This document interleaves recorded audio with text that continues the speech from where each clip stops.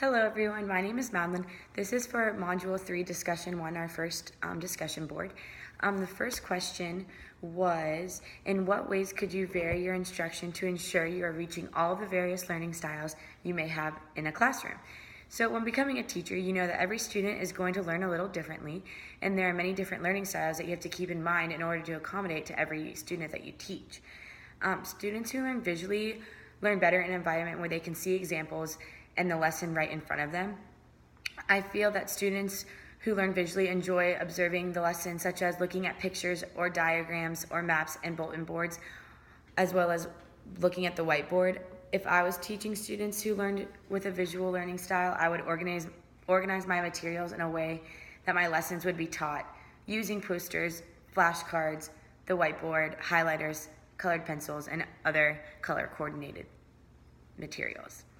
Students who learn better from an auditory learning style, I would teach more with lectures, videos, music, and recordings. Conversations would be key in an auditory learning environment, and you could ask the students questions, quiz them one-on-one, or make them teach it back to you so you can have them talk and you listen.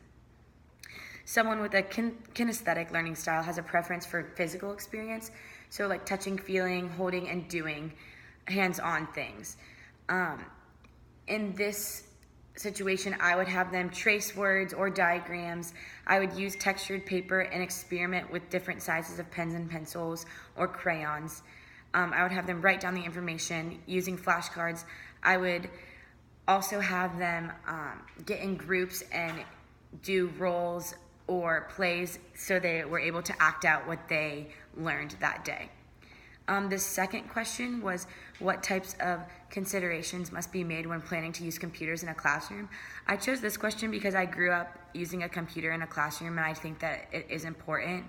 And so when a teacher uses computers in a classroom for specific days, they need to make sure that they have the correct amount of laptops for each student, so every student is able to do the activity for that day. They need to make sure that the Wi-Fi and connection to that laptop is working. They need to make sure all the logins and make sure all the children remember and have the correct logins to get into the computer. And they need to make sure that they have the correct activities and access to all activities that students can get a part of. I know in some aspects having a laptop may be harder because some students aren't very technology friendly, but it is a lot easier to have a quiz on a laptop and for the children to just answer 3 questions really quickly and you to grade that than having everyone use it on paper. And that's my module.